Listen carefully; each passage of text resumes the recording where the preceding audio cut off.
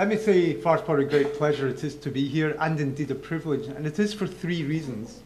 This is my first visit to Qatar and to this very exciting city of Doha, so I'm very pleased to be here. Secondly, this is the first in a series of these seminars, and since I'm giving the first lecture, I feel particularly privileged to do this.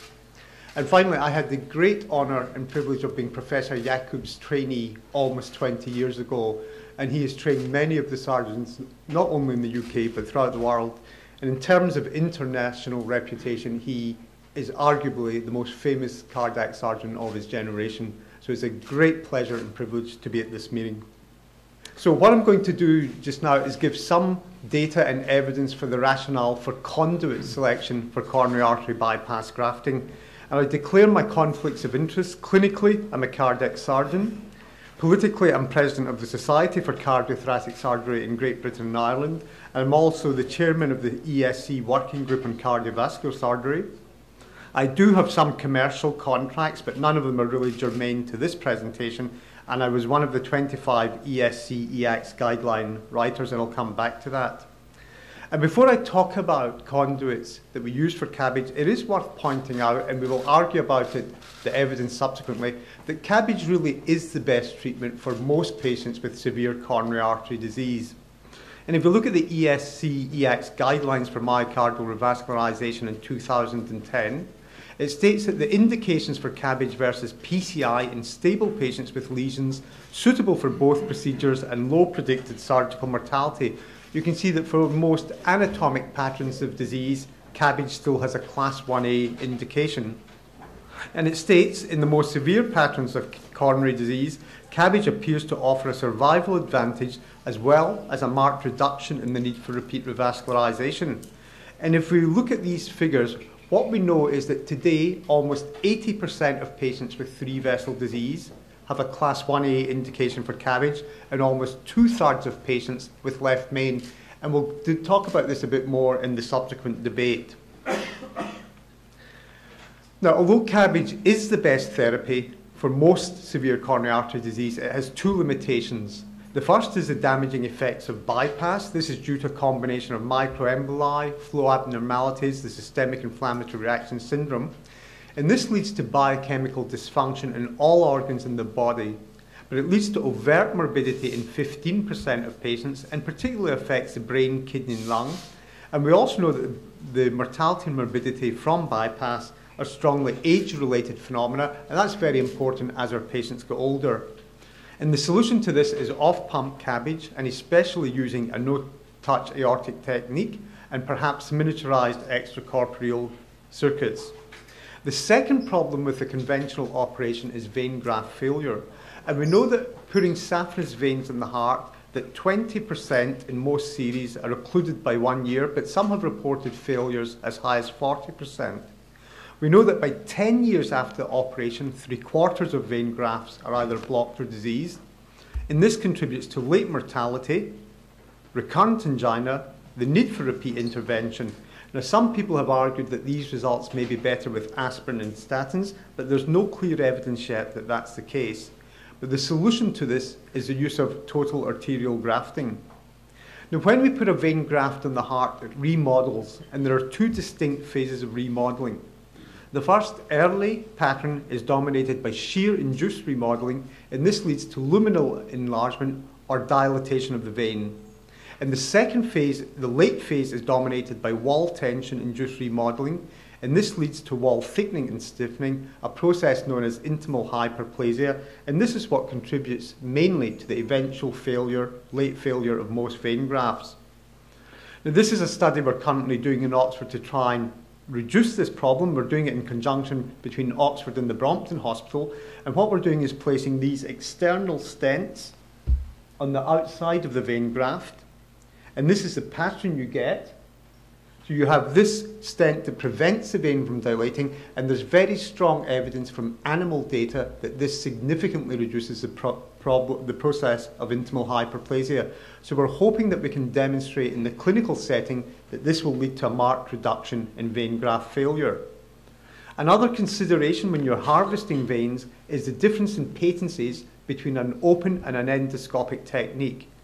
And apart from one small study, there are 4 fairly large studies with angiographic evidence, all showing significant reductions in vein graft patency with the endoscopic technique.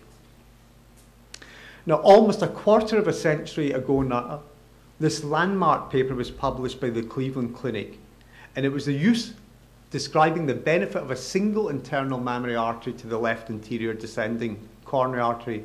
And it showed that 10 years after bypass, if you had an internal mammary artery on the LAD rather than vein graft, this significantly reduced the risk of death, myocardial infarction, recurrent angina, and the need for repeat surgery. And the authors attributed this to the fact that up to 95% of internal mammary arteries were still patent at 10 years, in comparison to 25 to 50% of vein grafts. And that benefit of the internal mammary artery at 1 decade has now indeed been shown to persist into the 2nd and 3rd decade of follow-up. And you could argue, if it wasn't for the internal mammary artery, there would probably be no coronary artery bypass grafting today. But this begs the question, if one internal mammary artery is better than none, are 2 internal mammary arteries better than 1? Now, it was previously asserted that the internal mammary artery had better patency than a vein graft to the LAD territory because vein grafts were disadvantaged by being placed to other coronary territories which had less favourable runoff. But this isn't the case. Here are 7 angiographic studies of the use of 2 internal mammary arteries placed to either the left or the right mammary being placed to left-sided coronary vessels. And if you look at the biggest series in the literature by Endo, they did 1,100 operations with 2 internal mammary arteries, and at 7 days, all the patients underwent repeat angiography, and the patency of both internal mammary arteries was 98%. Gleaner carried out a 6-month follow-up study of almost 300 patients, showing 97% patency of both internal mammary arteries, and Dion looked at 7 years in 161 patients who had undergone bilateral internal mammary arteries, and the patency rates were over 95% for both. So what we can say is that both internal mammary arteries have similar patency when used to left-sided coronary vessels. But then that begs the question, does this actually lead to a survival benefit? And my own group published this systematic review in The Lancet just over a decade ago now, identifying 4,500 patients with bilateral mammaries, 11,000 with single mammary arteries, and although these were not from randomized trials, the patients were matched for age, gender, LV function, and diabetes, because by themselves these 4 factors give an indication of likely longevity. And what you can see is that the hazard ratio for death was 0.8, which translates into a number needed to treat of 13 to 16 patients to prevent 1 death. Now, that seems quite powerful data, but if you actually look what's happening in the literature just now, fewer than 10% of patients in Europe and fewer than 5% in the United States of America actually receive bilateral IMA grafts. Recently, there's been a paper published now showing the patency of the right mammary up to 2 decades of follow-up, and this is by Brian Buxton's group and James Titoulis. And you can see again this pattern that if you place a left or right internal mammary artery to the LAD, the patency rates are equal, 95% at 10 years. And if you place them to the circumflex territory, slightly lower patencies, but still 90% for both. And if you then look at those patients who went out to angiography for whatever reason at 20 years of follow-up, you can see that the patency rates of the right internal mammary artery are still over 95%. This is a paper by Paul Kurlansky's group looking at the outcome of 2,400 single and 2,200 bilateral internal mammary arteries, both as an overall cohort and then in propensity matched patients, again showing this survival benefit with 2 internal mammary arteries. The respective 15-year survivals were 36% for a single mammary and 54% for bilateral mammaries, and at 25 years, 16% and 29% respectively. There's another potential advantage of using 2 internal mammary arteries, and that is to reduce the risk of stroke. If you look at a conventional bypass operation, it has 4 obligate maneuvers, and 3 of these involve aortic manipulation, and this is what predisposes to the risk of stroke from a bypass operation, manipulation of a diseased aorta. Now, if you do off-pump surgery using an internal mammary artery and veins, you can eliminate these three manoeuvres, but you still have the risk of stroke by using a side-biting clamp on the aorta. However, if you use two internal mammaries as composite grafts, you can totally eliminate this risk of stroke. So what we can say is that composite arterial grafts based on in situ bilateral IMAs eliminates the need for bypass and any aortic manipulation, thereby minimizing the risk of stroke. And these cartoons show you the types of pattern. This would be the conventional operation of a single mammary artery and two vein grafts in the aorta. Here are composite mammary arteries, the left and the right, with a radial artery to the aorta, and here are methods of revascularizing the heart just based on two internal mammary arteries. However, as I've said to you, fewer than 10% of patients in Europe and fewer than 5% in the United States get two mammary arteries. So we organised this trial, the arterial revascularization trial, in which we randomized 3,100 patients to single or bilateral IMA grafts. The primary outcome is 10-year survival. This was undertaken by 67 surgeons in 28 centres in 7 countries. And the striking thing are the results in terms of the 30-day mortality was 1.2% and the 1-year mortality 2.4%. The 1-year instance of stroke, MI, repeat revascularization, all under 2%. Now, if we look at these in a bit more detail between single and bilateral internal mammary arteries, we can see that at 30 days there is no difference in mortality, stroke, MI, or repeat revascularization, but there is a slight increase in the need for sternal wound reconstruction from 0.6 to 1.9%. But this was an all-comer trial, including diabetic patients, and we currently know that if we avoid doing this in diabetics, particularly when they're obese, the incidence of wound reconstruction is almost identical. And again, as I've said, if you look at the 1-year outcomes, they're absolutely excellent in both groups. And there's an important message from this, which is that contemporary coronary artery bypass grafting does have excellent safety outcomes. Now, yesterday in Oxford, we had a meeting of the trial steering committee because we've started analysing the 5-year outcome of this trial, and this should be ready for publication towards the end of this year. So we'll look at 5 years and see, do we begin to see any separation in survival pattern? Some people have advocated using a radial artery instead of a second internal mammary artery. Is this sensible? If we look at the evidence from randomized trials, the first is Brian Buxton's group, who randomized patients to a right internal thoracic or a radial artery or saphenous vein according to patient age. And in patients under 70 years, there were only 285 patients, they found the patency of radial artery 95% versus 100% for the right internal thoracic artery. In patients over 70 years of age who were randomized to radial artery or vein graft, they found the patency rates of vein grafts substantially superior, and they attributed to this to an accelerated rate of disease in radial arteries as patients age.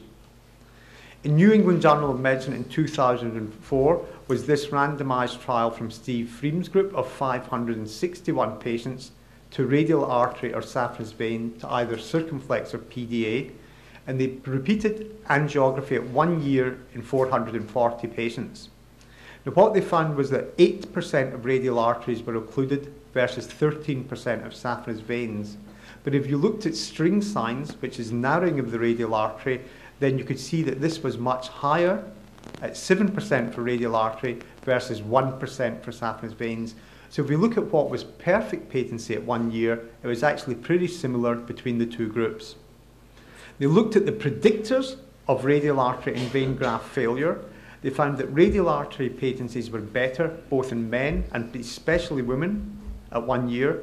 The best predictor for radial artery failure was a stenosis of under 90% in the native vessel, the presence of peripheral vascular disease, or the use of inotropes. But in contrast, the best predictor of vein graft failure was a small coronary vessel. And in this study from the Brompton Hospital, looking at 142 patients who were randomized to radial artery or saphenous vein to the circumflex, at 5 years, 77% underwent repeat angiography, and there was dramatically better patency of the radial artery, 98% versus 86% for saphenous veins. And I understand that these patients are now going to undergo repeat angiography at 10 years. And the final paper in the radial artery is this one by Steve Goldman, published in JAMA last year, a randomized trial looking at 367 either saphenous veins or radial arteries. And if you look at the 1 week angiographic patency, 97% and 99%, but at 1 year, 89% for the saphenous vein and 89% for the radial artery. So no difference at 1 year in patencies between radial artery and saphenous vein.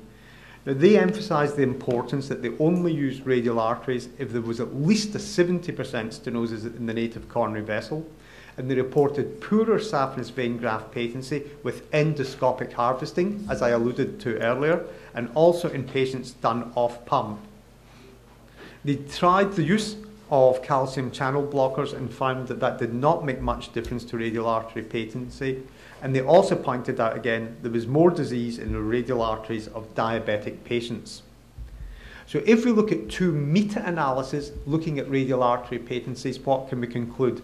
The first is this in JTCVS in 2010, 5 randomized trials, 936 patients, 71% underwent repeat angiography at a mean of 22 months, and they found identical failure rates, 14% for the radial artery and 14% for saphenous vein. So it seems to be consistent evidence that over 1 year there's not much difference between a radial artery and a saphenous vein. But that begs the question, is there a difference subsequently? Because we know of the constant attrition rate of vein grafts. So here's a second meta-analysis, this time looking at over 40 years of history of radial artery versus veins, by Thomas Athanasiou in London. They looked at 35 studies with angiographic patency rates, and they looked at the odds ratio for radial artery patency versus saphenous vein. They found that in terms of early patency at 1 year, looking at almost 7,000 grafts, there was no difference. So consistent with everything else in the literature. But as they went to medium-term patency and long-term patency, they then found that the odds ratios for radial artery patency improved significantly. So what they've suggested is that with further duration of follow-up, there is an advantage to a radial artery over a vein graft. Prevention of radial artery spasm is very important. My own group addressed this again over a decade ago when we showed that the most effective way of preventing radial artery spasm was the use of phenoxybenzamine. The phenoxybenzamine is an alpha-adrenergic blocker, but when it binds to the alpha-adrenal receptor, it binds irreversibly. So that receptor becomes incapable of responding to constricting agents. And in contrast to all the other agents used in the radial artery, we showed that the duration of verapamil and nitroglycerin, papaverine, although these are very effective on the radial artery, their effect is gone within 20 minutes of reimplanting that vessel back into the circulation. So the only agent with a long duration of action is benzamine, and it's particularly useful because the two most common inotropes used in the post-operative period are adrenaline and noradrenaline, and they're effectively blocked by phenoxybenzamine. What about radial arteries in diabetic patients? Here's another one of our studies which we showed that if you look at the constrictor response of a radial artery in a diabetic patient versus a non-diabetic, you get a far more intense constriction and you get far less relaxation in response to ACH analogues. And what this is telling us is an evidence of the generalized endothelial dysfunction in diabetic patients. What about the gastroepiploic artery? Well, the only place that it's still used relatively commonly is in Japan, but even in Japan, most surgeons have stopped using this in favour of radial arteries. The final thing I'd say to you is that when you're doing bypass grafting, it's an important thing to check graft patency in the operating room, because we know from the literature that between 2 to 5% of grafts are blocked by the time the patient leaves the operating room. Now, if that's a vein graft to a small obtuse marginal, it probably isn't of great significance.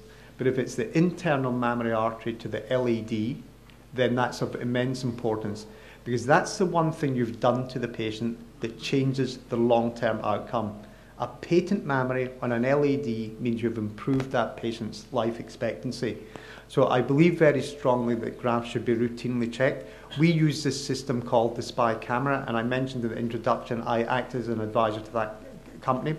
But if you can imagine in these images, the patient's head would be to the left and the feet to the right.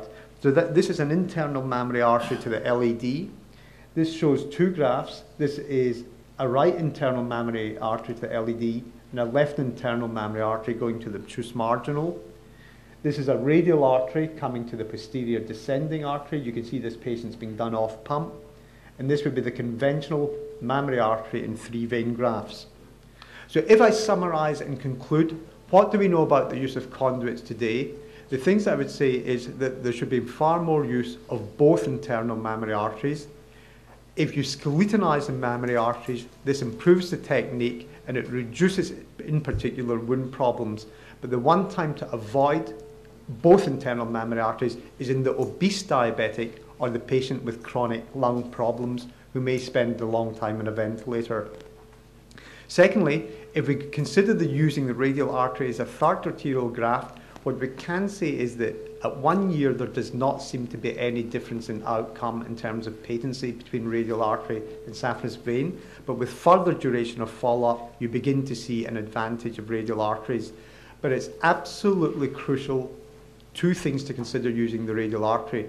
You must only use it in a coronary artery with at least a 70% stenosis, some would say with at least a 90% stenosis, and attention to vasospasm prophylaxis is very important. Although I haven't addressed it in this particular talk, I would say that there should be more use of off-pump surgery. Even in the Syntax trial, which we'll talk about later, it was only 18%. And the benefits of op cabbage are greatest in the elderly and those at higher risk, and particularly when combined with a no-touch aortic technique. Finally, confirm graft patency before the patient leaves the operating room and prove that you really did do a great job. On that point, I'm going to conclude my talk. I'd like to thank the organisers, particularly Professor Sir Magda Jakub, for the great pleasure and privilege of inviting me, or me being here today. And finally, I'd like to thank you, the audience, for your attention. Thank you. Are we potentially competing for this valuable asset in your future surgery? It's a very good question. I guess you can say, however, you have 2 radial arteries, as long as you don't catheterize both of them. But I think the evidence is beginning to emerge now that with further follow-up, there is a real benefit to a radial artery over a vein graft. So that evidence has been hard to show so far, so people have not been too bothered about whether the radial artery has been catheterized by the cardiologist. But if the data from Goldman's group, if at 5 years and the 10-year Brompton data show superior patency of radial arteries, that would be an important consideration. Here, in fact, most of our patients are diabetic. I would say at least 50% of our surgical patients are diabetics. You need to define obesity. Is it just an overweight, overt obesity, or what? Because a lot of our patients fall into that group. So if you, in that case, then probably only small percentage of patients will let's say, benefit from skeletonized technique and reduce or avoid the complications of taking bilateral IMA. So I just need your comment on this. Secondly, with regard to radial artery, a lot of our patients are from the Indian subcontinent. Probably you have an experience with them in UK. They have small arteries, very spastic. So I'm skeptical, and in fact, we started taking radial arteries a long time ago, but we abandoned this because we had several patients who had near arrest in the ICU. So then we abandoned the radial artery harvesting.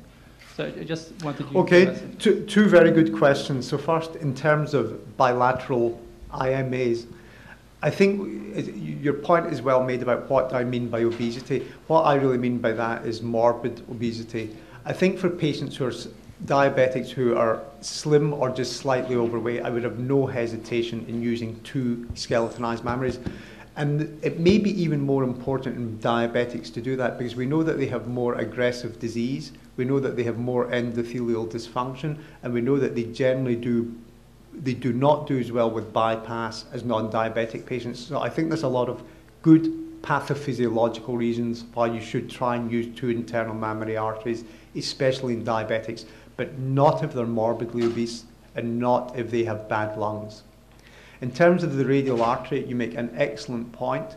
Most of the trial data has come from Caucasians, and there's very little evidence from the Asian population, but it is interesting that we know that radial arteries, the patencies are relatively poorer in women than in men, and it may be for the very reason that you have alluded to, which is that if they're smaller and more spastic, they're far more likely to occlude. So I think you've got to use operator experience, because if you just make a small incision at the wrist, you can usually gauge the size of the radial artery very quickly. But I did also emphasize very strongly about the importance of prophylaxis against vasospasm in these, because the radial artery, unlike the internal mammary artery, is a muscular artery and it's far more prone to spasm. Okay, Dr. Jihani. Thank you for an elegant lecture. There's obviously, as an interventional cardiologist, there's questions that will arise. But presumably most of this, if not all, would apply to chronic stable angina patients. How much of this does this apply to the acute coronary syndrome, acutely ischemic patients? And I'll show an angiogram tomorrow which will illustrate what I'm trying to say, but yeah, I would appreciate your answer now. You know, again, a good question, and I think it's like any acute coronary syndrome patient. What you've got to assess, I think the key thing to assess in acute coronary syndrome is what is the ventricular function like. So if you have a patient who comes in with an acute syndrome, has a small or moderate rise in troponin, but an echo shows that the LV function is still good and that there is no regional wall motion abnormality, you can do these patients with 2 mammary arteries and a radial artery. If you see an area of the heart that is hypokinetic or a generally unhappy looking ventricle, then that's the time, that is definitely not the time for 2 mammary arteries. You should still almost certainly use a single mammary artery, but you'd then want high flow in the other territories, so vein graft.